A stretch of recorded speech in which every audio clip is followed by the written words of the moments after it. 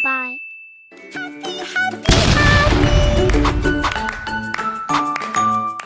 Ditonton sampai selesai ya. Hai, Assalamualaikum warahmatullahi wabarakatuh. Kali ini bertemu dengan saya dan teman-teman saya dalam obrolan dan sharing-sharing yang akan membahas satu tema ke depan.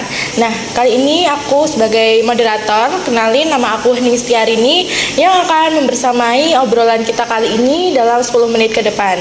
Nah, sebelum kita mengobrol lebih lanjut, boleh perkenalan dulu satu-satu ya. Halo, perkenalkan nama aku Aini Faisa dari jurusan Psikologi semester 3. Ini panggilannya siapa, Kak? Aini. Oke. Halo, perkenalkan nama aku Dahlia Ega Grifina, biasa dipanggil Pina. Aku dari Prodi Psikologi semester 3. Halo, perkenalkan nama aku Siti Barakatus Soimah, bisa dipanggil Ima. Aku dari Prodi Psikologi semester 3. Berarti kalian satu kelas ya ini ya? Oke, dalam obrolan kita kali ini kita akan membahas mengenai satu tema yang mungkin bisa menarik perhatian para generasi muda karena cukup menarik obrolan kita kali ini, yaitu mengenai kenapa sih Islam melarang berpacaran gitu.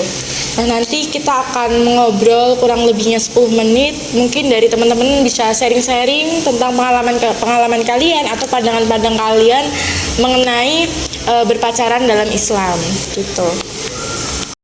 Kali ini aku mau tanya nih, pendapat kalian mengenai berpacaran. Menurut kalian gimana sih?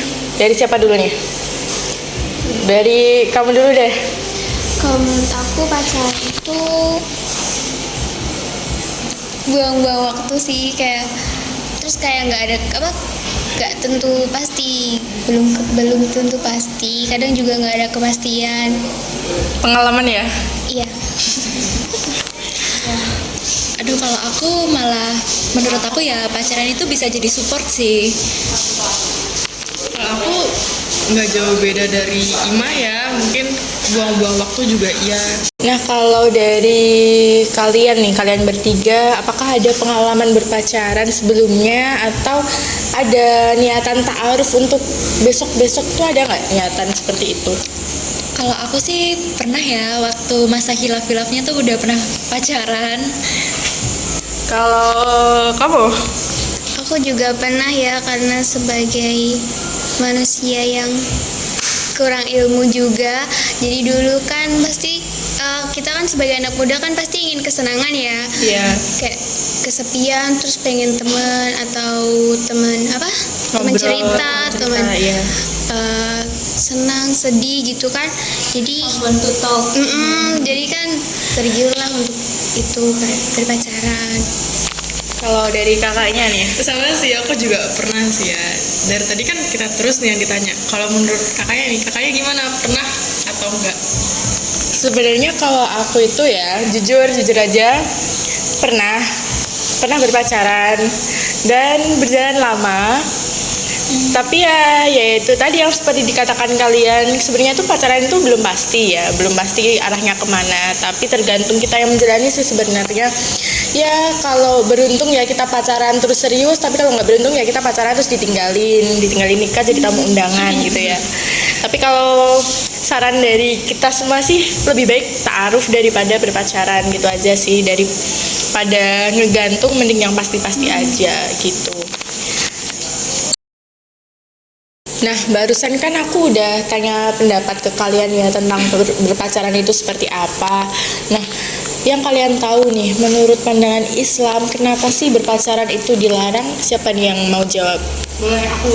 Kalau yang aku tahu ya, pacaran menurut Islam tuh bisa mendekati zina. Yang pertama tuh bisa zina mata, zina tangan, sama zina hati. Terus yang kedua itu bisa menimbulkan fitnah, entah itu dari diri sendiri atau dari lingkungan sosialnya. Karena kan pasti orang berprasangkanya kan nggak mungkin baik terus ya sama orang pacaran, pasti ada prasangka buruknya juga. Terus juga bisa menghambat rezeki kita juga. Terus bisa mengarah ke perbuatan yang terlarang, misal kayak ya tadi berzina tadi. Terus bisa menimbulkan perselisihan juga, karena kan di setiap hubungan kan nggak mungkin baik terus ya, pasti ada konflik juga. Nah, itu bisa terjadi perkelahian gitu sih kalau setahu aku.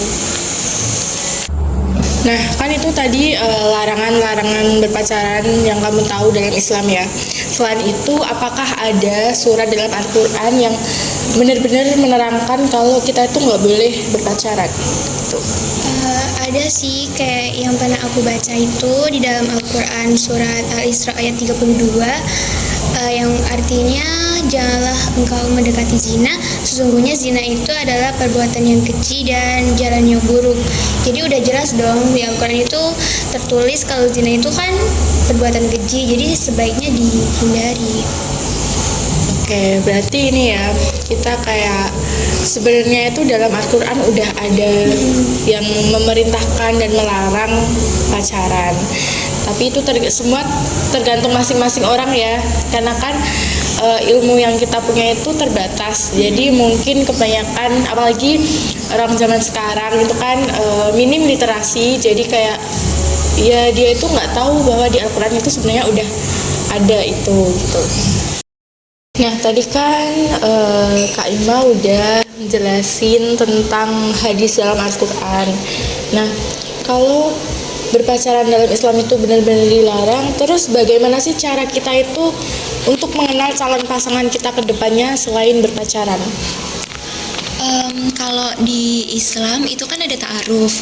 Nah, ta'aruf itu tuh berbeda sama pacaran. Kalau pacaran kan didasari cuman kesenangan duniawi aja ya. Kalau ta'aruf itu tuh proses yang diatur berdasarkan nilai-nilai Islam. Jadi dalam ta'aruf nanti kita bisa mengenal kekurangan dan kelebihan pasangan kita masing-masing, terus berkenalan juga sama keluarganya, dan sudah pasti menuju ke pernikahan. Oke, berarti untuk apa ya? Untuk gambaran calon-calon suami istri muda ini bisa menggunakan cara ta'aruf untuk mengenal satu sama lain ya, selain berpacaran. Betul. Karena ya itu tadi kata Kak Ima kan, pacaran itu belum tentu ada kepastian, sedangkan ta'aruf itu sudah mengarah ke hubungan yang lebih serius gitu. Nah, dari yang kita obrolin tadi tentang larangan berpacaran, ada nggak sih kisah yang bisa kita teladani dari Rasulullah SAW? Kalau kisah dari Rasulullah tuh ada, yaitu kisahnya Nabi Muhammad. Mungkin bisa diceritakan Kak Ima? Aduh, kalau yang saya baca Nabi Muhammad itu mengenal Siti Aisyah itu karena beliau kan sahabatnya Abu Bakar. Nah, Siti Aisyah sendiri kan anaknya Abu Bakar As-Siddiq kan. Jadi Nabi Muhammad tuh sering main ke rumahnya Abu Bakar. Jadi mengenal lah Siti Aisyah itu. Nah, ada malam itu beliau itu bermimpi didatangi malaikat, terus ditunjukin sosok Siti Aisyah itu selama 3 malam.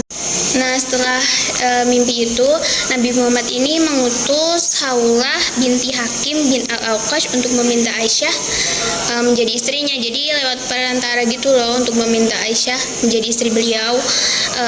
Setelah pernikahan itu beliau aja tuh tinggal bareng berumah tangga sama Siti Aisyah itu setelah perang Badar, setelah 3 tahun pernikahannya. Jadi benar-benar hubungan yang gimana ya, Penuh perjuangan gitu ya. iya, terus kan baik, suci, terus dengan jalan yang nggak mendekati zina gitu loh. Jadi untuk kebaikan begitu. Nah, jadi dari kisah Nabi Muhammad tadi yang dijelaskan oleh Kak Ima itu, kita bisa meneladani gimana sih cara untuk mendekati pasangan atau cara untuk ta'aruf menurut Islam gitu ya. Jadi kayak kita nggak usah berpacaran, tapi kita bisalah mencontoh Nabi Muhammad gitu.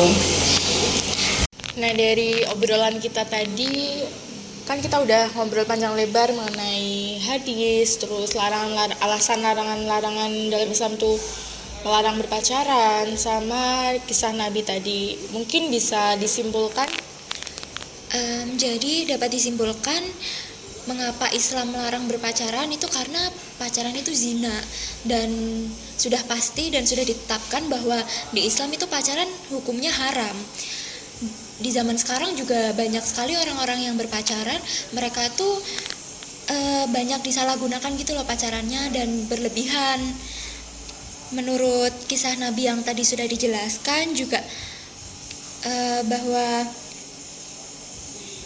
ta'aruf itu tuh bisa menjamin ke jenjang yang lebih serius. Berarti kesimpulan obrolan kita kali ini dan sharing-sharing kita kali ini mungkin bisa diambil positifnya, apa sih alasan-alasan kenapa berpacaran dalam Islam itu dilarang gitu ya.